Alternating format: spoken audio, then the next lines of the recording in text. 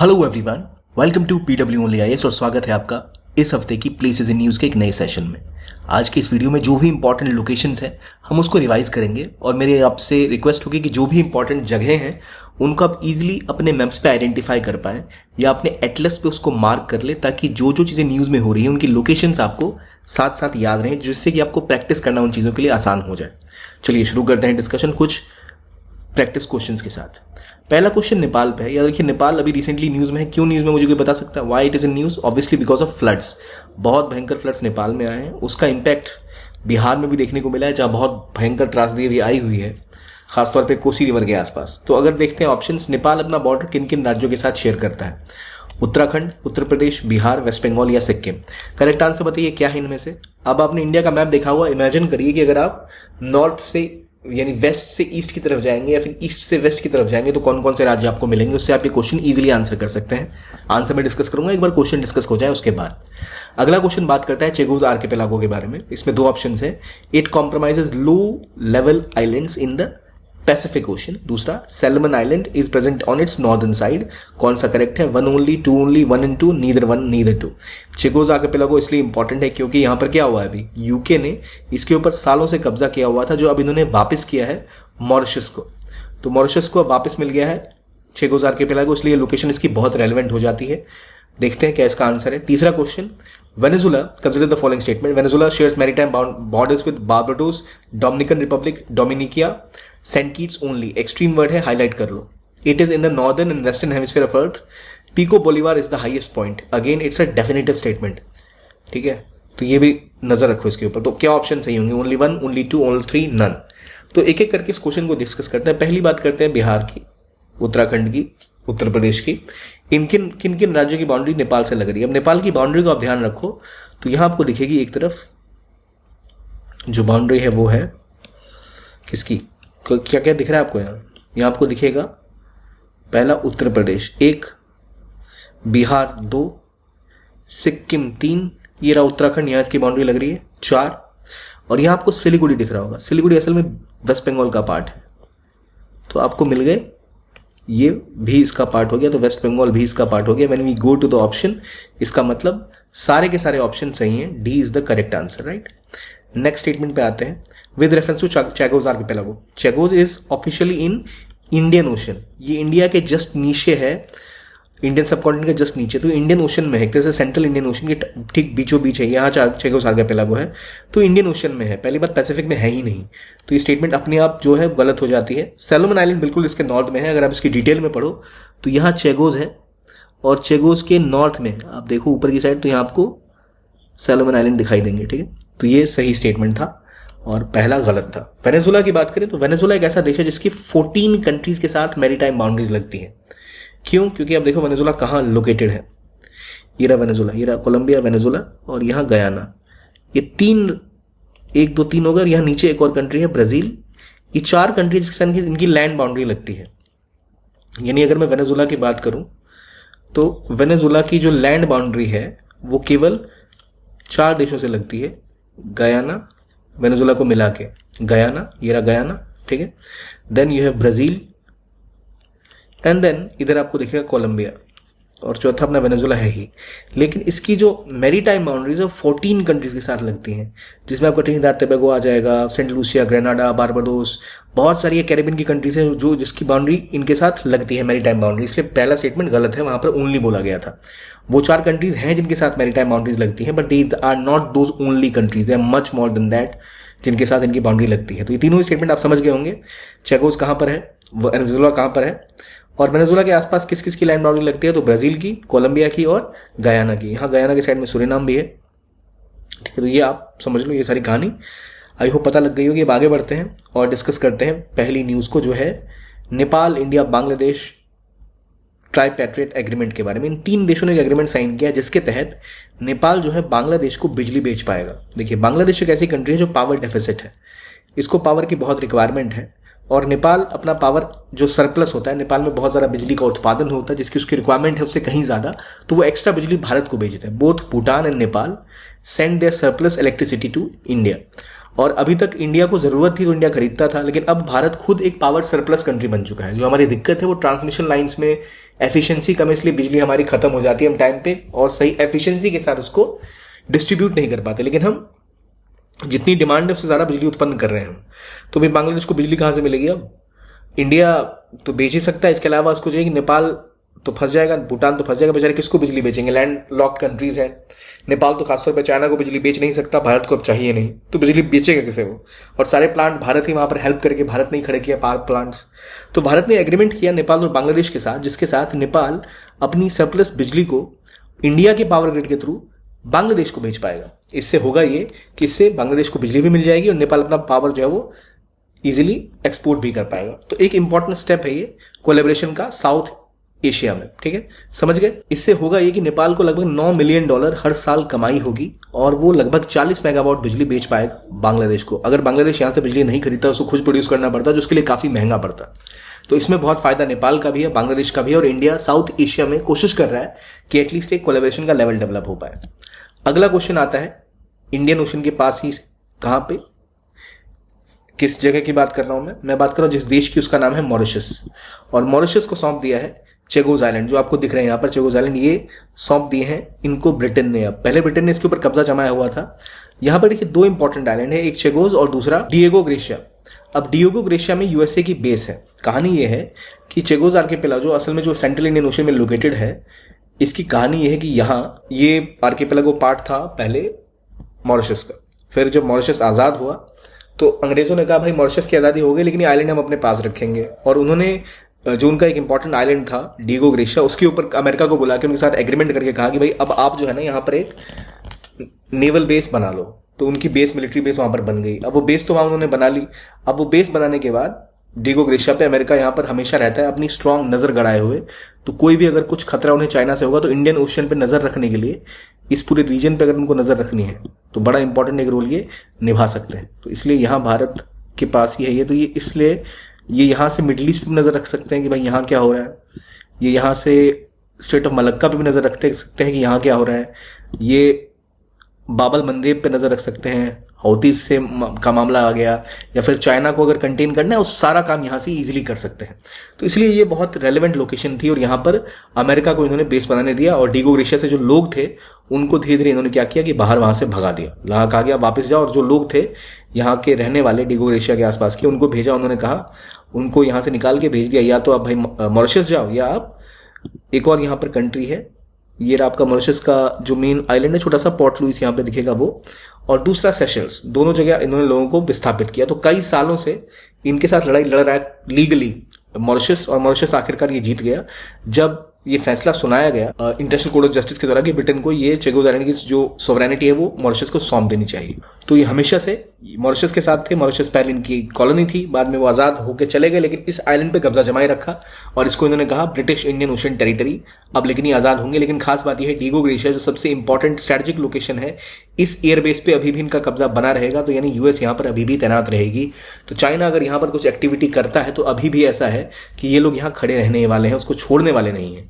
तो ये बात होगी डिएगो ग्रेशिया की, ये बात हो गई चेगोज आर्किपेलागो की। कहाँ पर लोकेटेड है ये आपके लिए बहुत रेलेवेंट हो जाता है। ये रहा चेगोज आर्किपेलागो। यहाँ पर इंपॉर्टेंट आइलैंड देखिए, Salomon, Nelson, Three Brothers, Eagle Island, Danger Island, Egmont Island और पेरूस बनहोस। ये वो इंपॉर्टेंट आइलैंड है जिसकी लिस्ट में मैंने आपको दी है इस वीडियो के साथ, वो आप देख सकते हैं। यहाँ डिएगो ग्रेशिया सबसे बड़ा इसका आइलैंड असल में इस आर्किपेलागो का डिएगो ग्रेशिया ही है, जो अभी भी ये लोग होल्ड करके अपने पास रखेंगे। डिएगो ग्रेशिया इन्हीं के पास रहेगा। बाकी आइलैंड्स अलग अलग कौन से हैं वो हमने डिस्कस कर लिया। दोबारा एक बार मैं आपसे पूछता हूँ, बात हो रही है चेगोज आर्किपेलागो की, चेगोज आइलैंड्स की। ये थे किसके? मॉरिशस के। दोबारा किसको सौंप के जा रहा है ब्रिटेन? मॉरिशस को ही, क्योंकि पिछले 50-60 सालों से उन्होंने जबरदस्ती इसके ऊपर कब्जा जमा के रखा था। ठीक है, लेकिन अभी भी जो डिएगो ग्रेशिया है वहां पर कंट्रोल यूएसए का ही रहेगा। ठीक, तो ये यूएस यूके मिलिट्री बेस अभी भी एक्टिव रहेगी। तो ये लीज में दिया गया था असल में डिएगो ग्रेशिया अमेरिका को 1966 में ब्रिटेन के द्वारा कि भाई आप यहाँ पर अपनी एक नेवल बेस बना लो, मिलिट्री बेस बना लो। तो वहाँ भी उनकी स्ट्रॉन्ग बेस है। और ये उसके इंपॉर्टेंट आइलैंड हो गए, Three Brother, Danger, Nelson, Salomon, Danger, Egmont. तो ये अच्छा मैप काफ़ी है। ये रहा इंडिया, इंडिया के ठीक नीचे यहाँ पर अंडमान निकोबार। ये रहा आपका चेगोज आइलैंड।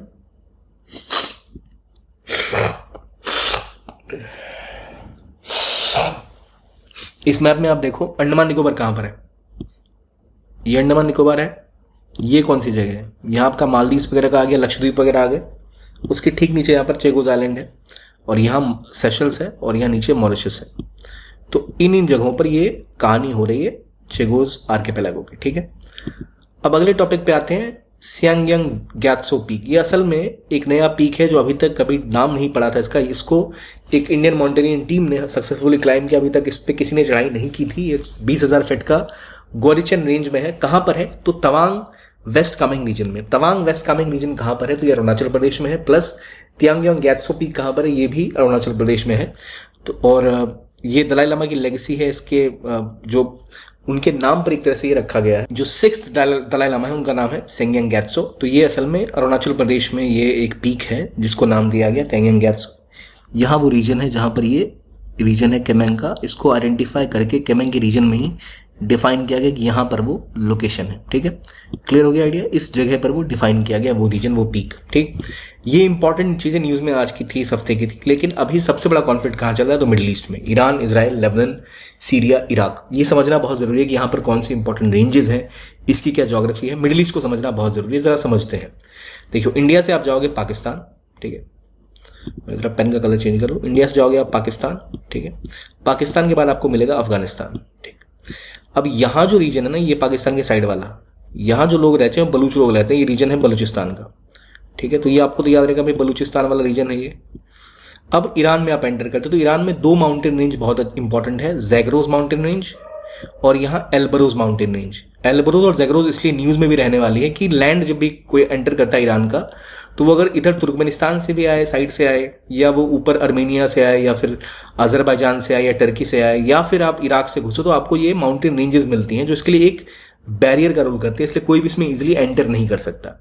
इसके अलावा यहाँ पे जो डेजर्ट है, जिस तुस्त डेजर्ट हो गया, और इंपॉर्टेंट जो यहाँ पे लोकेशन है इसकी, वो पहचानना जरूरी है। सबसे पहले ना हम ये देख लें कि इसकी बाउंड्री किन किन देशों से लगती है ईरान की। तो आप शुरू करोगे पाकिस्तान, अफगानिस्तान, सेंट्रल एशिया में इसकी बाउंड्री एक ही देश के साथ लगेगी, तुर्कमेनिस्तान। 3 हो गए। 7 देशों के साथ इसकी बाउंड्रीज लगती है ईरान की, पाकिस्तान, अफगानिस्तान, तुर्कमेनिस्तान, अजरबैजान, अर्मीनिया, तुर्की, इराक और कुवैत। तो 1 2 3 4 5 6 7 8 कंट्रीज हो गई जिनकी बाउंड्री लगती है ईरान के साथ। और ईरान के साथ 2 आपके जो ओशंस हैं वो कौन कौन से? 3 सीज हैं इसके आसपास। एक है ऊपर कैस्पियन सी, और दूसरा कौन सा सी है? दूसरा सी है पर्शियन गल्फ, और उसके नीचे गल्फ ऑफ ओमान। और 3 जो वाटर बॉडीज हैं, कैस्पियन सी ऊपर, पर्शियन गल्फ यहाँ पर, और इधर आपका गल्फ ऑफ ओमान। ये आपको पता लग गया? ठीक है। अब इस रीजन में देखो इंपॉर्टेंट माउंटेन कौन से हैं। जैगरोज माउंटेन यहाँ पर आपको मिलेगा। ठीक है, और एल्बराज माउंटेन यहाँ पर आपको देखने को मिलेगा। 2 इंपॉर्टेंट रेंजेस यहाँ पर है। फिर यहाँ पे लुत डेजर्ट, यहाँ पाकिस्तान से अगर आप घुसने की कोशिश करेंगे आपको यहाँ पर लुत डेजर्ट मिलेगा। ऊपर सेंटर में से कावी डेजर्ट है।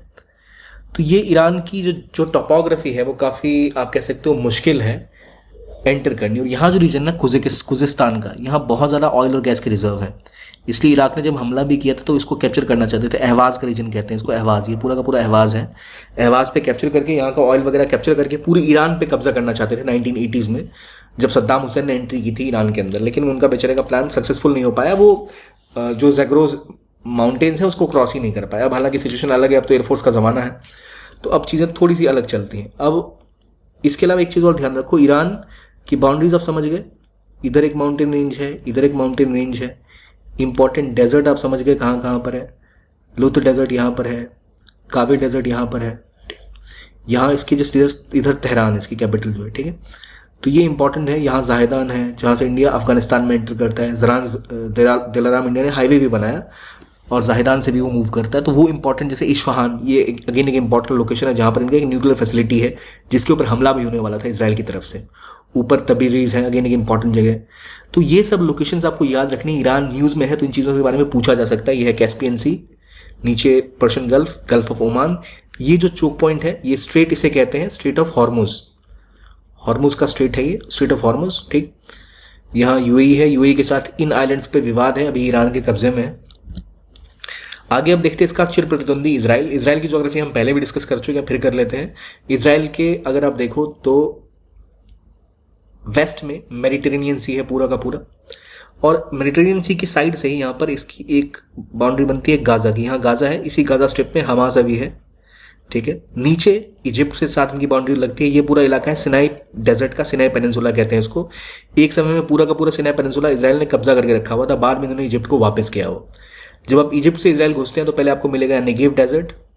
ऊपर जाओगे तो आपको ये दिखेगा, ये है वेस्ट बैंक, यहाँ जेरूसलम का शहर है। वेस्ट बैंक से ऊपर अगर आप जाओ तो आपको दिखेगा लेबनन, जहाँ पर हमास है, सॉरी हिजबुल्लाह है यहाँ पर। और यहाँ पर माउंट हॉर्मन है। ये रहा गोलन हाइट्स, जो असल में सीरिया का है, लेकिन कब्जा इसके ऊपर अभी इजराइल ने कर रखा है। यहीं पर सी ऑफ गैलिली है, ये जॉर्डन रिवर बहती है। और यहाँ डेड सी है, तो सी ऑफ गैलिली, डेड सी आप यहाँ से देख सकते हो। नेगेव डेजर्ट कहाँ पर है वो समझ सकते हो। ये जो जगह है ये पूरी की पूरी, ये आपको याद रहनी इंपॉर्टेंट है, ठीक है। फिर इसके ऊपर आपको एक तरफ लेबनन है और दूसरी साइड इजराइल की कौन सी है, तो वो है सीरिया।